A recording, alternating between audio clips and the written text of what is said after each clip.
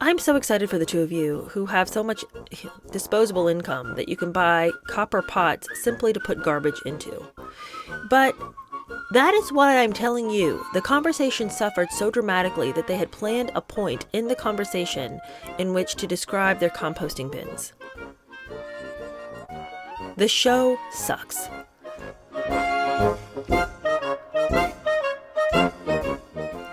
Hello, how are you? Welcome to my channel. My name is Cheer Denise, and today we're going to be doing episode 8 of Meghan's show with Love Meghan. In this episode, she's having on Alice Waters, and this would have been a big guest for Meghan to get on her show. Alice Waters is the mother of the farm-to-table movement. She had a restaurant in Berkeley. She has a restaurant in Berkeley called Chez Panisse that is very well known and really revolutionized the way Americans looked at food. Alice Waters has probably not been in a supermarket in the last 55 years. It's all about going to the farmer's market and growing your own food and making sure that the food that you eat is very sustainably resourced. And so much in the way Americans look at their food can be traced back to Alice Waters. So to get a guest like that on her show was probably a very exciting moment for Meghan. She certainly is losing her mind in this episode when Alice is on screen and is so, I guess, taken with the reputation of her guest that she is unable to speak. So she's got nothing to bring to the table. I feel like you're watching me fall in love. It's very, very awkward. I'm so sorry. I'm blushing. The thing is that Alice Waters also doesn't have that much to bring to the table. Not on camera anyway. Now, I don't know who Alice was in her younger days. I know that Alice was a extremely forceful person in the kitchen. She began her restaurant in the 70s, and it was not what it came to be known originally under her hand. Things were kind of wild, according to what people describe, sort of just this hippie, chaotic mess going on in the kitchen, according to one of the people who was originally there. And then she paired up with this chef whose name was Jeremiah Towers. Towers and she began an affair, even though he was gay. They began an affair, and together they created this thing that became Chez Panisse, which is this restaurant in Berkeley that has really put its stamp on American food. And that whole, like I said, farm-to-table movement and really pure ingredients and letting the ingredients shine, et cetera, et cetera, et cetera. Like you cannot find, I think now, any kind of lifestyle brand, any kind of American farm-fresh food that doesn't find its roots eventually to Alice Waters and to Chez Panisse. But there's a beef here in this circle of chefs and farm-to-table movement and, all of this. Anthony Bourdain did not like Alice Waters. He's famously quoted as saying that Alice Waters annoys the living bleep out of me. And it's because he felt like sometimes this sort of guilt that she placed on people for not eating organically was just an unrealistic way for many Americans to eat, especially, and at the time he was being quoted during the recession of 2008. I think that was the time frame when Anthony Bourdain was saying, this is just like, this lady needs to ease up on the rest of us. Some of us just need to put food on the table and not feel super guilty about every bite that passes our lips. Obviously the goal is to eat well, but if, you're trying to stay alive, like maybe just let people feel okay about the fact that their tomato came from a grocery store, Towers has expressed bitterly that he feels like Alice Waters took his ideas, took his concepts, took the intent behind every bite of food he made, and then took all those ideas and now say that they're his own. And he has gone out of his way to be like, I don't want to criticize Alice, but. And I read several articles, one in the New York Times and another in the New Yorker, specifically the article in the New Yorker, where he just feels like he never got his credit. And then he's sort of the voice behind the movement that no one ever knew, the face behind the movement that no one recognized. So Alice Waters is a little bit of a mixed character. She was also known as being quite the slave driver in a restaurant, very specific in particular, but that's kind of not that surprising because so many chefs are known to be that. Jeremiah Towers and Alice Waters both came to the restaurant business not having been classically trained to do it. Jeremiah Towers was self-taught, as was Alice Waters, I believe. And so when he showed up to the restaurant and it was all just very hippie, loosey-goosey, she's taking acid, and he comes and he's like interjects some structure and some kind of mentality and some kind of plan and ideology for how we want this experience to be. She, of course, latched onto it. But the thing is that he's upset because he went off to go do something else. He started another restaurant called Stars, and then that's, where he shone. But she stuck with the idea and made it more than just chez panisse. It became a lifestyle, a way to be, a way to experience food. Yes, she may have learned her ideas from him, but then she did something with those ideas, whereas he went on to just be a chef at another restaurant. Not that there's anything wrong with that, but I think maybe his bitterness is because she took the ideas, but then knew how to do something more with them. And maybe he's just jealous that she is more well-known than him, even though they had their start in the same place. All that to say that having Alice Waters on the show should have been a very big moment for Meghan. And of course, she's trying to express to you that she knows who she has on her show. But the fangirling, the goo-goo gaga, the giddiness is making it so that it just is annoying to watch her, because she could be feeling this silence, this awkwardness that she feels in the presence of who she considers to be great, with questions about, so what was it like when you were starting a restaurant? Tell me a little bit more about this. Tell me a little bit more about that. What was it like in the 70s in Berkeley? Like, there's so many stories that Alice could have told. Like, Alice has written multiple books about her, wild and chaotic past. Alice loves men. Alice loves drinking. Like, Alice has a past that she's written about, and Meghan could have really gotten something. But when I tell you that this episode was probably one of the most boring in the 8 episodes that we had, I am not exaggerating. I know I've said that about every episode. Alice was on for a very short amount of time, and Alice was not bringing it on her section of the show. Her contributions seem so limited. She wasn't really bringing much in the way of conversation. She wasn't cooking any of the recipes. The things that they were cooking were very unexciting. And then she was gone. And Meghan spending the whole time being like, don't look at me, I'm blushing, I'm falling in love as you talk about food and you and just all of this. It was just painful to watch her flip out over having this person of note in her kitchen, but then failing every opportunity to bring this woman into a conversation that would actually be interesting to listen to. So let's get into this whole super dull episode. Obviously, at the very end of it, this is where Harry makes his appearance, and a less enthusiastic partner you could not find. I was shocked that he couldn't even try to put on a genuine smile for 5 seconds. He looked like somebody had made him ride up to the event on a bicycle without a seat. He just was so grim-faced. You're waiting the whole time. You've heard you're going to see Harry. You think there's going to be some kind of meaningful moment. No. And I had purposely not gone and seen any of the clips or anything like that about when he comes, because I wanted to see him there and consider his reaction for myself without the influence of other people's opinions. Whoa, was he not into being there? All right, let's start out with the beginning of the episode. We start out with her setting up this brunch table. And of course, this brunch is going to bookend the show. We start with her setting it up, and then by the end of it, we see all the guests coming. She's in this very long, pale blue dress. You guys have seen all of this in the promotional material. And she is salting this, tasting that, putting flowers in the ice here, doing this, doing that, just setting everything up. Brooklyn / Michael / director cuts in and is like, are you nervous? Are you worried that anybody's going to show up too early? You think anybody's going to show up too early? And she's like, no, but if they do, I'll just make them help me with whatever it is I'm doing. It's not a big deal. I don't feel pressure. Everything's fine. So we have some mundane conversation about that. She's just talking about, this has just always been a dream of mine, and it's just so exciting that it's all happening, blah, blah, blah. Okay, so uninspiring opening. Then we cut to her in the house that does not belong to her, wrapping some presents because Alice Waters is coming. And usually she'll make something for a person to eat, but I don't know if maybe she feels the pressure of creating something for this well-known farm-to-table queen, but she just decides that she's going to wrap some presents, mostly to brag about the fact that she knows all about wrapping presents, because once again, we're introduced to yet one more job that she had back in the Disney. It's just like, I don't understand the rabid need to continually let us know that she is one of the plebes. You know, she was over there working for her next meal too, you guys. She knows what it is to try to figure out her life.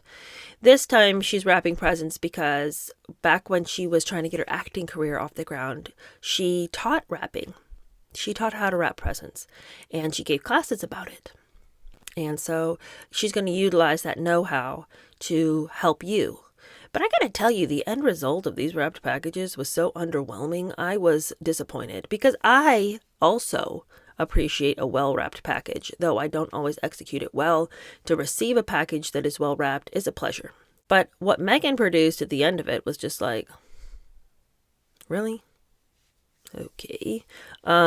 She wants to let you know that the secret to a well-wrapped package is double-sided tape. So if you're going to pull out that roll of transparent Scotch tape, please come into the 21st century with us and get you some double-sided tape. You know, your packages are going to look really junky if you don't. So she's, telling us what we don't know. When you have a really expensive paper, you want to make sure you don't waste it. Yeah. I don't even want to waste cheap paper because that means I got to go out and buy some more, So anyway, she's showing us that you can get this tool to make your edges on your package really squared off. You can use your finger, which is what she typically does, but she's going to bring out the little tool made out of bone that you do your little edges with, And then she's going to tell you that Alice Waters loves the outdoors. She is like just beyond in love with nature. And so she's going to add a little nature to the package.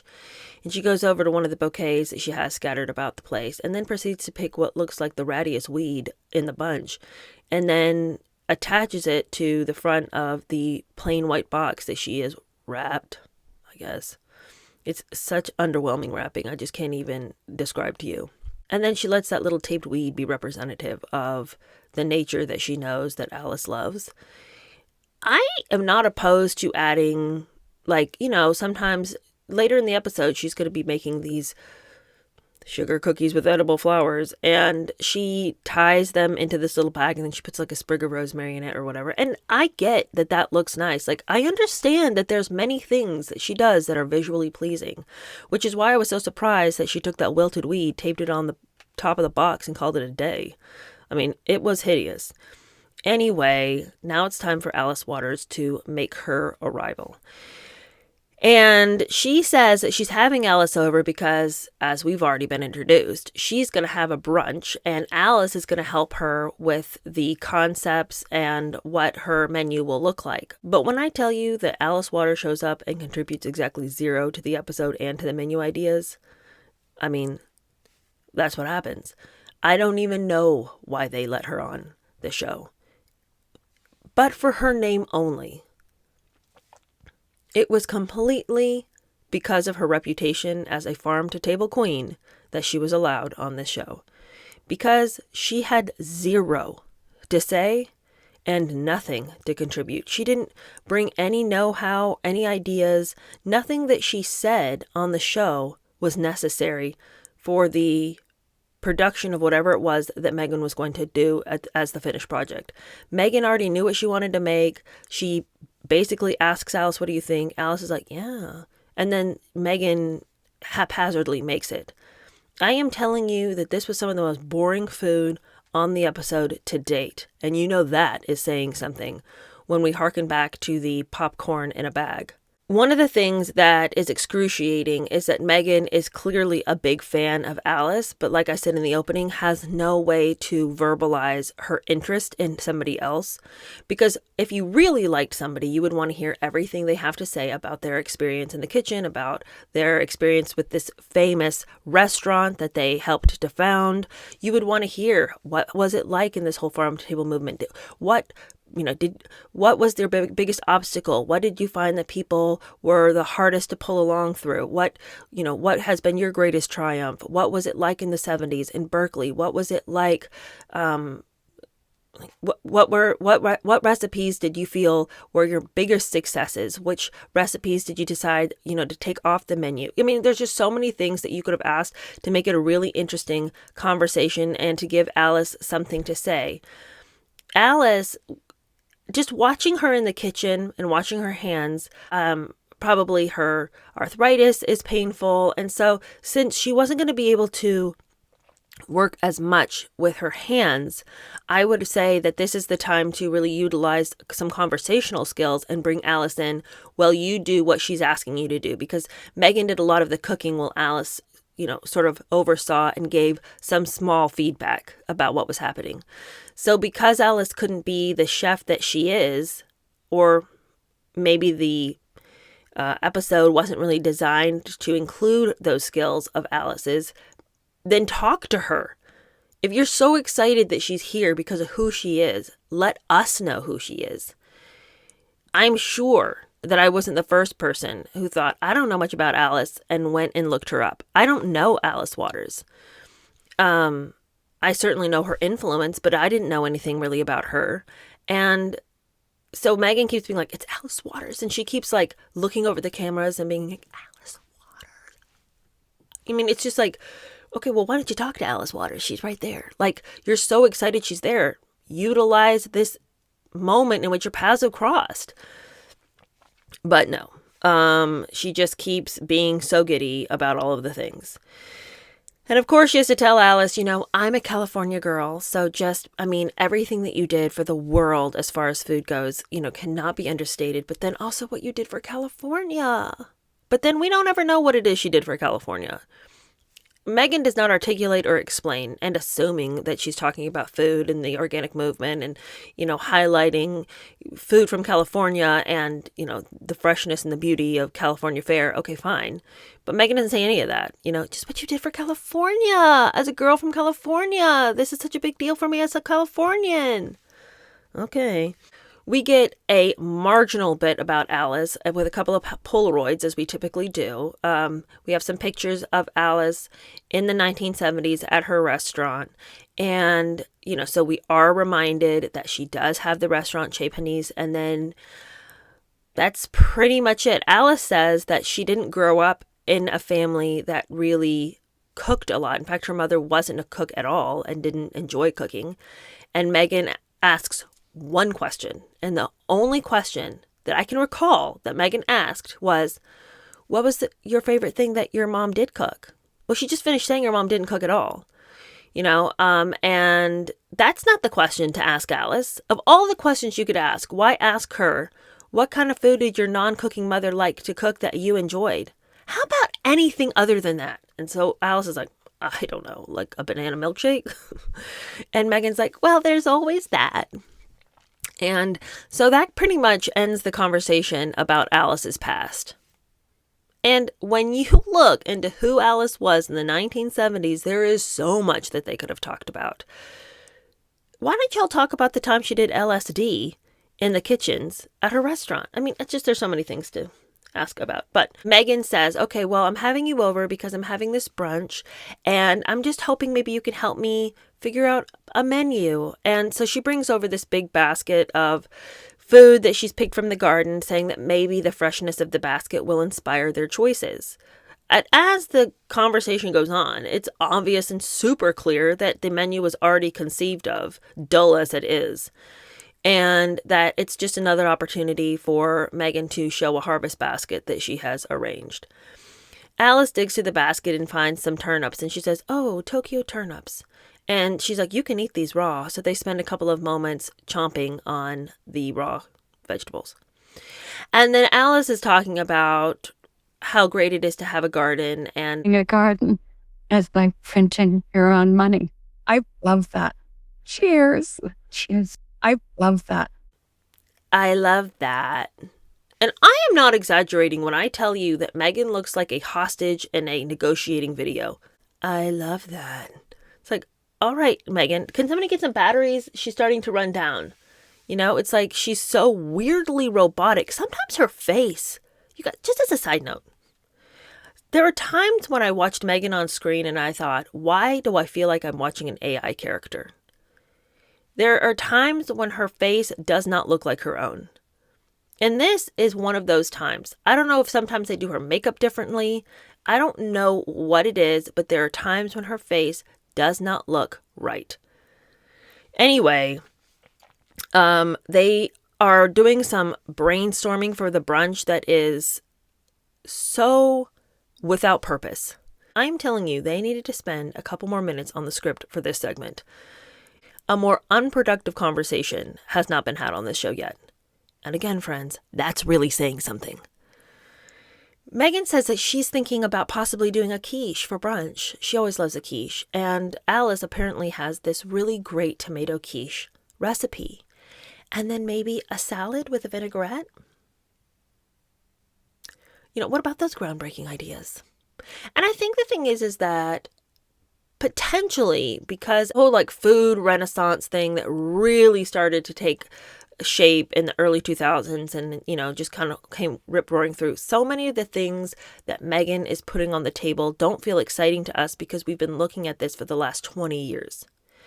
And so to me, a tomato quiche that's then sprinkled with basil as a finishing touch is just so boring. So boring. And I have to say that the construction of this quiche by the end is just, a less exciting quiche you have never slapped eyes on. It's not that it isn't pretty with the big slices of heirloom tomato at the end. It's just so done. It looks like the cover of every single farm fresh cookbook you've ever seen in your life. It is not exciting food. It is not something that I would tune in for, that I would look forward to watching. No. I am so done with these recipes that are just pretty, but we have seen them before. And there is nothing in this quiche that would make you want to get into it. Eggs, cream, and tomatoes with a sprinkle of basil at the end. No, thank you. I don't want it. Anyway, they decide that they'll make the quiche in a minute. Right now, they're going to make a vinaigrette. And when Alice came in, she brought Meghan a bouquet of garlic. And Meghan's like, oh my gosh, you did not really? I was going to get you a bouquet of carrots. She didn't, but she thought about it. And so Alice says, why don't we start with a vinaigrette? And she says, I just think this is the time of year for it because of all the garlic. And Meghan's like, okay, let's do that. They proceed to peel no less than 25 cloves of garlic. And it's like somebody needed to step in and tell the mechanical hands to stop because they're just peeling and peeling and peeling and they've got a heap of garlic on this cutting board. Neither one of them had the wherewithal to be like, well, we only needed one for the vinaigrette. They're just going and going and going and no one's saying anything. And it's just like, what are y'all doing? Alice says, do you have a mortar and pestle? Meghan brings out this enormous Japanese set of mortar and pestles. Huge bowls that are of graduating sizes. And what are we doing with this? We're trying to make a vinaigrette. Do we need the bowl that's bigger than your head? But it's almost like just to show off that she had this Japanese set. Anyway, Alice is like, oh, this is very nice, but we only need the smallest size. So they take the little size and they put in the garlic and, it's like this big science experiment. Okay, now you grind that up and then we're going to add a little bit of salt and then we're going to add a little vinegar and we're just going to let that sit and macerate. And it's just like so much attention that has been put on this one little clove of garlic that's just being pounded into the bottom of this bowl. And Alice is like, do this when you want to get your anger out. And Meghan's like, yeah, or make some bread, which is a joke she's already told in the episode when they made bread. It's just like, so lame. So as this whole unproductive event is happening, after they've ground down the one clove of garlic and both of them, kneeling over the bowl like this is going to be the magic recipe that saves the world, Meghan says, well, with all these scraps and, this garlic stuff, this would just go into your compost, right? And it's like, well, obviously that's what you would do with it. But it's all because she needs to work in this moment. And Alice says, yes, this would go into the compost bin. And Meghan goes, your copper compost bin? And Alice is like, yes, that's right. I have a bucket by my door. And they show a bucket of her compost bin. And I think to myself, oh, this is going to be a whole bit. And it is. Because then Meghan's like, okay, I have to tell you about this. I I'm so excited. I, know the importance of composting, obviously, but it's not pretty. And it's hard to do things that aren't pretty. So when I saw your copper compost bin, I knew that I could do something like that. So I have actually a copper pot sits by my sink at my house, and we get a Polaroid picture of it. And so composting is so pretty now. And I save that, of course, for my chickens. My compost usually goes to the chickens. I'm so excited for the two of you who have so much disposable income that you can buy copper pots simply to put garbage into. But that is why I'm telling you, the conversation suffered so dramatically that they had planned a point in the conversation in which to describe their composting bins. The show sucks. Okay. Then it's time to go out into the garden. Okay, because they're going to let that vinaigrette macerate. They go out to the garden. We spend, moments with Alice hugging the overgrown rosemary plant. Meghan's giggling in the background. Some people are tree huggers. You're a rosemary hugger. They go over to the lettuce, the abundant lettuces. Alice and she are picking the abundant lettuces. They're talking about the colors of the lettuces. Then they go inside. They wash the lettuces. Alice dries her lettuce by laying out a towel, placing the lettuce leaves on it, putting another towel on, and rolling it into a bundle. Revolutionary. Meghan's like, oh my gosh, I've never seen anybody do that before. Wow, you learn something new every day. And that is the energy level that Meghan has the whole time. Oh my gosh, Alice, what is? You roll lettuces in towels? Oh, tips and tricks, you guys. Tips and tricks from the amazing Alice Waters, who's here with us today. It's just like, calm down, lady. You can give yourself a stroke. All right, well, now it's time to make that tomato quiche. I love quiche, you guys. I do. I'm a basic person. Okay, I'm not anti-quiche or anything. Okay, but I am anti things that are not delicious. And this looks like the most boring, disappointing dish you've ever had. Meghan says, yes, I want to make this quiche that I know that you have, and I have all of my eggs that I got from my chickens, and she pulls over this bowl of colorful eggs, and of course, the nature lover has to commune with the bowl of eggs, so Alice Waters says, bring it over here, and they slide the bowl of eggs over, and Alice hugs the bowl of eggs, similar to hugging the rosemary, and the thing is that, I don't hold it against her or anything. She's just not a very interesting character, so all she can do is hug things and feel things with her hands in very dramatic ways, as she will do with the lettuces forthwith. But then, of course, we have to cut away to Meghan with her chickens. Now, all of us are familiar with the chickens. If you saw Meghan when she decided to show off her Montecito yard to Oprah Winfrey, she showed Oprah the chickens. And we all know that the chickens live in a little house called Archie's Chicken Inn. And so she goes over to feed these chickens some scraps. And in this little moment in the Wayback Time machine, she brings not only just scraps from her copper compost bin, but lo and behold, the chickens too get decorative ice. So that's not just for the fancy people. The chickens are also getting the fancy ice. And then she talks about the chickens and that these chickens are rescues. There's no reason for you to go out and buy new animals when there's plenty of animals who've been practically pecked to death at the packing companies. Go and get those chickens and, inhabit your little chicken inn with these pecked to death chickens. And she says it took them 6 months to recuperate them, and that they have a couple of chickens that were gifted to them. Somebody apparently gave Archie and Lily a couple of chickens who they have named Phil and Jill. At one point, Meghan picks up one of these silkies, and Brooklyn/Michael/director says, and which chicken is this? And Meghan says, I don't know if it's Phil or Jill. The children can't decide. It changes from day to day. And I think to myself, those are people who are not very committed to their animals because these chickens didn't look anything alike. This is another sort of thing where you have two identical chickens, and you honestly can't tell which is which. And so it's Phil or Jill, given these are two super distinct chickens. But either her 5-year-old cannot remember which one he named Phil or Jill or doesn't care enough. And both of those scenarios concern me. I think a 5-year-old can remember and would remember if he cared about it, if he was even allowed around the chickens, which I highly doubt. Anyway, after she does this really weird, cringy thing where she talks about how this is how her day starts every day, to go out and get the chicken eggs. And I'm like, but why don't you let Archie go do it? You know, this is Archie's chicken inn, and Archie should be starting the day out like that. He's 5 years old and completely capable. He says something that doesn't even really make sense. Something about, this is how I start my day out. And when you start your day out like this, it's something to think about. And then she does this gesture. And then she like walks off the screen. And I'm like, is the robot breaking down again? Yes. You think about your day differently. I got something to think about, and it's that. It's that weirdness. It's that hand spinning gesture. What does that mean? Do you think people do that? Who have you seen? Because I know your whole life is just you trying to mimic what the other people are doing. What is it that you have seen that made you think that was a gesture that was relatable or something I wanted to see? Not sure.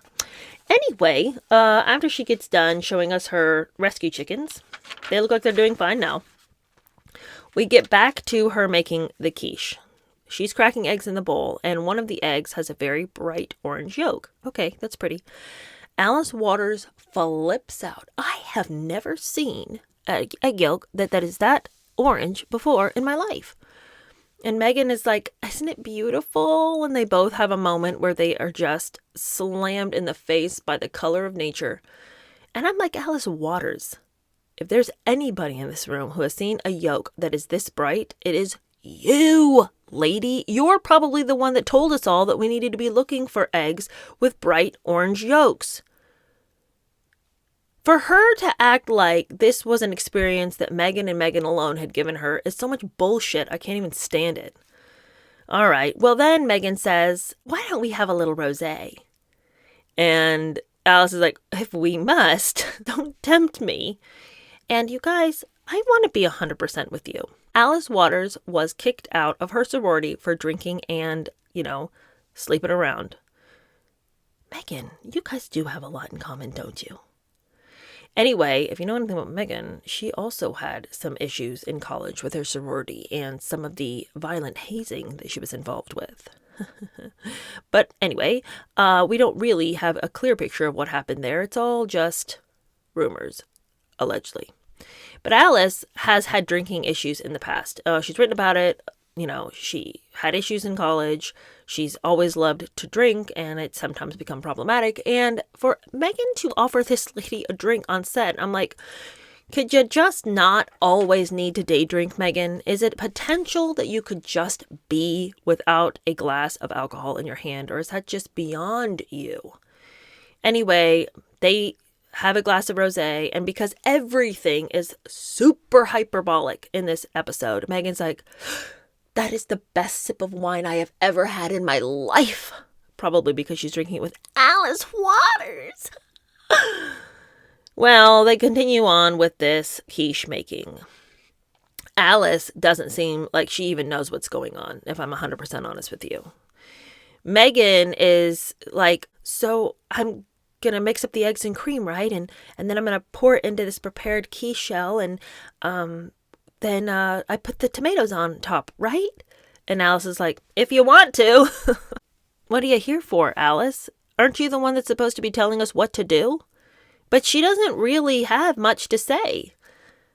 At all. In any context. She doesn't even really seem to know what recipe Meghan's referring to, even though this is the recipe that belongs to Alice Waters, and that's why Meghan is making it, and that's why she's making it with Alice. So it's kind of like, you do your thing, girl. She's deep in that glass of wine. They make the quiche. Finally, it's done. While the quiche is making, they decide to do something with those greens that they have rolled up in that towel.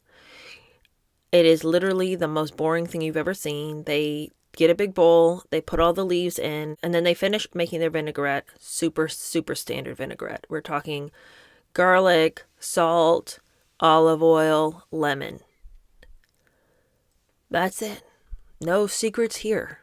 Then they pour this vinaigrette over the leaves.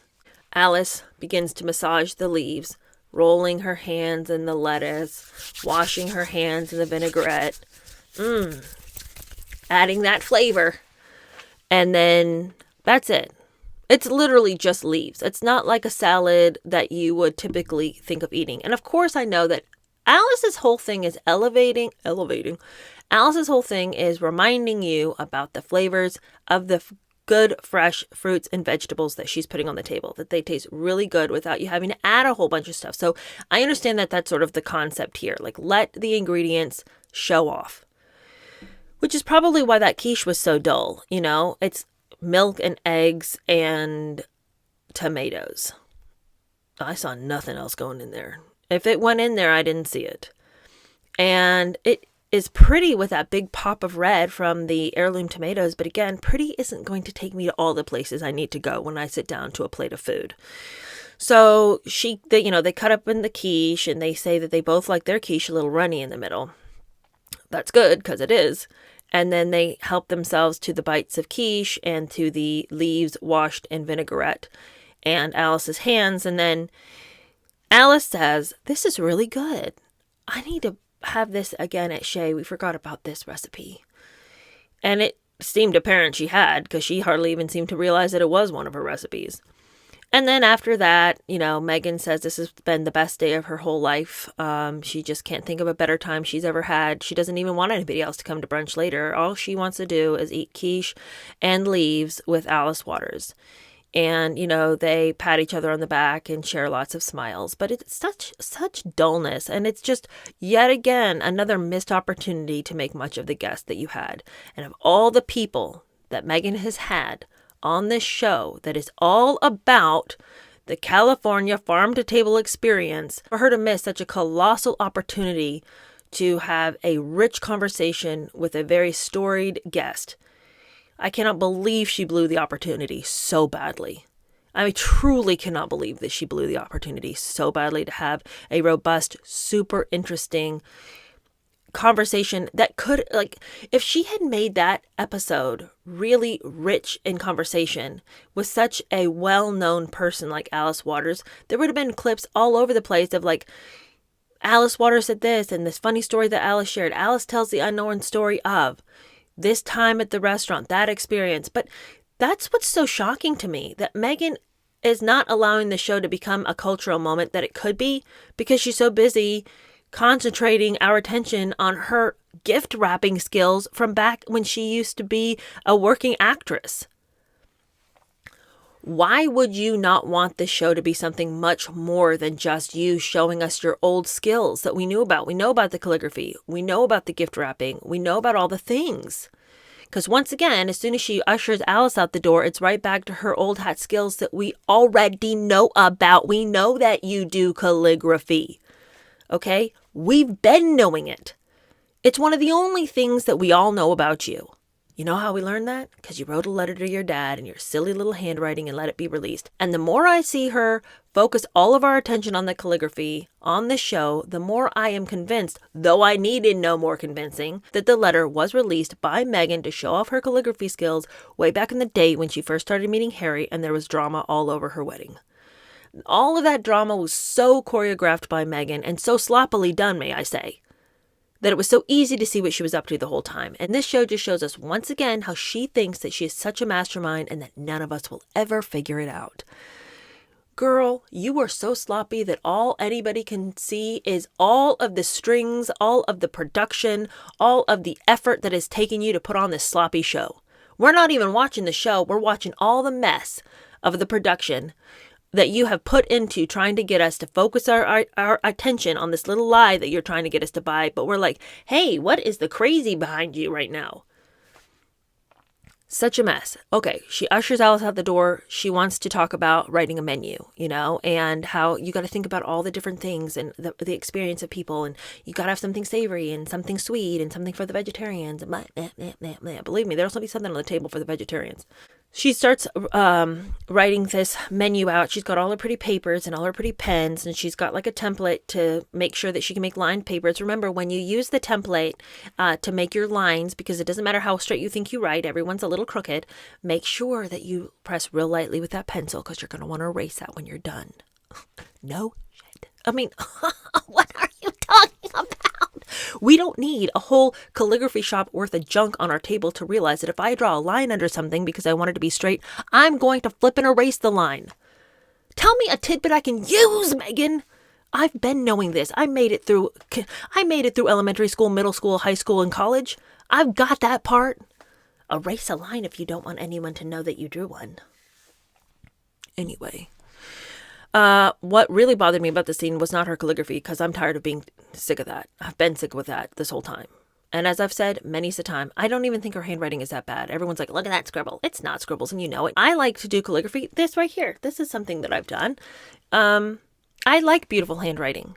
I like putting effort into the way that I write. There's so many things, honestly, like I watch Meghan, I'm like, I like to do that too. It's like, there's so many overlaps in the things that Meghan enjoys that I too enjoy, that I don't feel like ripping her apart because she wants to write neatly. God forbid the rest of us don't try a little harder. But it's the necessity to constantly let you know she does it. It's the necessity to constantly say, look at me, look how pretty I can make this. You couldn't, but I can.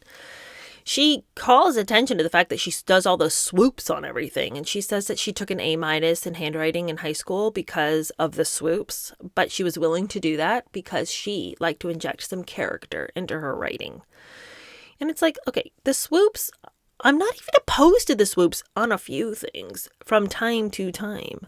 But to do it on everything and on some words that it doesn't even make sense, like maybe the capital letter of a name or something.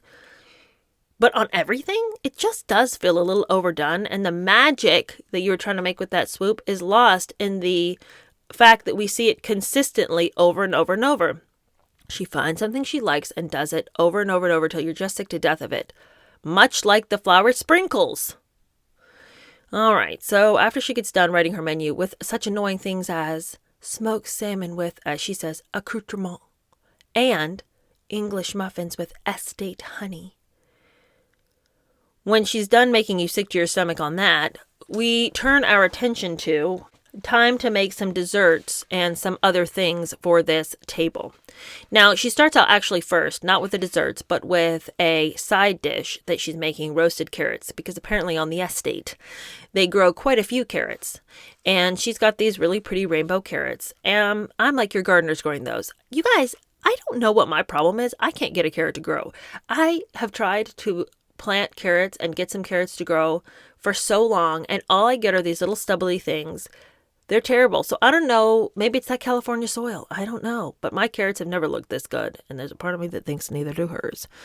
Unless she's got a gardener, in which case maybe she's successfully doing this. But there's a big part of me that thinks a lot of the produce that she showed off on this show had nothing to do with what she's getting out of her garden and everything to do with the farmer's market down the road. But she's got these beautiful rainbow carrots, and she is preparing them in a very beautiful way. She's going to roast them. She's cutting them lengthwise. She's leaving on a little bit of the tops and and the ends. And so, she's going to have a very nice roasted carrot dish when she's done. It's very simple. She's really just doing olive oil, salt, and pepper.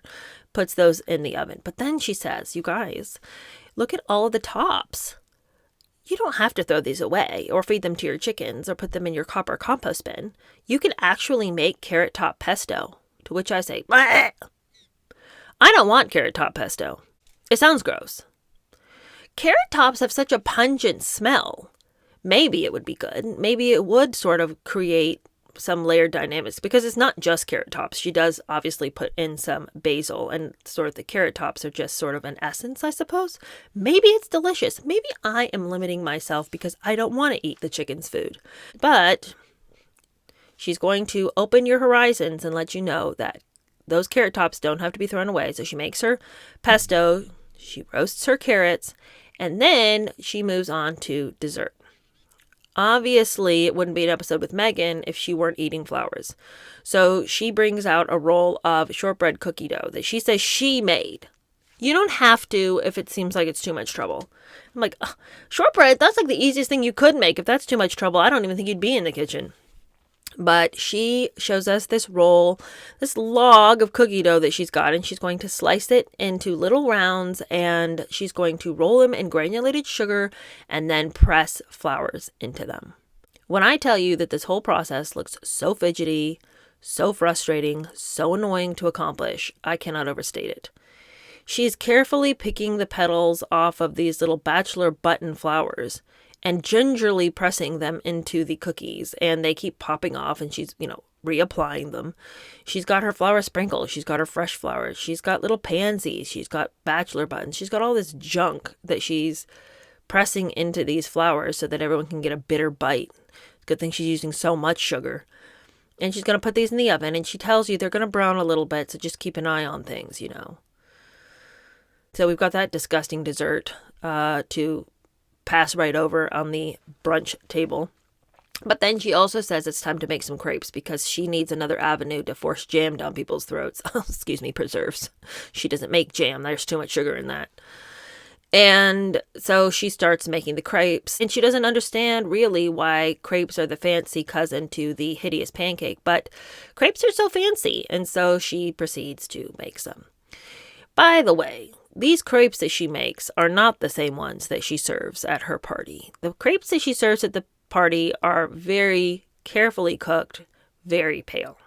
Meghan has lots of color/burnt parts on hers, but doesn't really matter. She's just here to let you know that you're not in the pursuit of perfection. You are in the pursuit of joy. So if that means that you're going to stand over the stove and eat crepes with mouthfuls of jam, you do you. Which she does. Let's see. I find her inability to flip the crepe to be hard to watch. Whatever is happening with that pan, it's cooking the crepes much more on one side than on the other. So half the crepe is barely colored. The other half is browned quite well. And she's flipping the crepe towards her in the pan. And I have to say, I've never flipped a pancake towards myself, except when I was first learning how to flip pancakes and I wasn't very good at it. After she gets done making her crepes and decorating the plate with the jam and, dishing out the jam onto the crepes and rearranging raspberries and, making it a whole color story, we move towards the bagging of the cookies. Are you guys bored? You should be, because this episode was ridiculous. She bags her flour cookies and ties them with some fancy twine, and then she reminds herself that it would be really nice if these little bags had some nature on them, because the flowers inside of the cookies and inside of the bag just aren't nature enough. So she stops production. Everybody stop. Wait, I gotta run outside. You don't need to follow with me the camera. I'll be right back. She runs outside, gets some rosemary so she can tuck it into the little twine knot that is on these bags of flour shortbread cookies that nobody will eat. Now it's party time. It's time for her to go outside and welcome all her guests to her beautiful display of food. Now, I'm not going to take away from the fact that it's a beautifully set table. We have lots of beautiful things. It's very colorful. There's about 50 bajillion opportunities for her on this table to have arranged big things into little things. We have every kind of charcuterie board, every kind of crudité, every kind of fruit platter you could ever want. All of her efforts have gone into designing this table. And the end display is very pretty. No one will deny it. Lots of flowers, lots of ice with things frozen inside of them, lots of opportunities for people to see that she makes jam and harvests her own estate honey. Let's not forget. I did not see the smoked salmon with the accoutrement.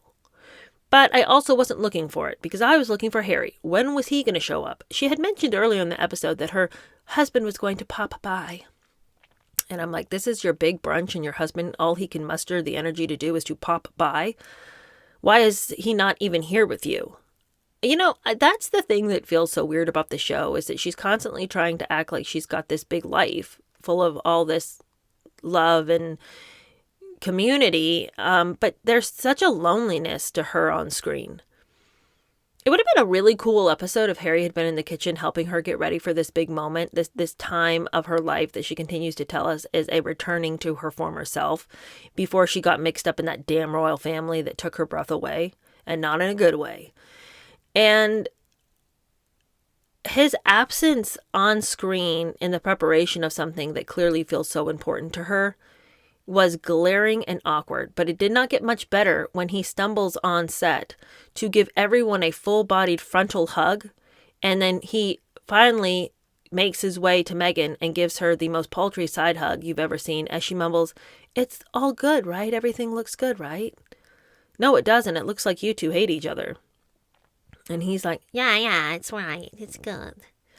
And as she gives this little speech where she does her shy girl act with her shoulders up and she's kind of looking out like this. And this is just really exciting for me because it's a return to who I used to be. And I thank you all for coming to celebrate and sort of launch me on this new venture. And I'm just so grateful for all of you guys. I'm just so grateful.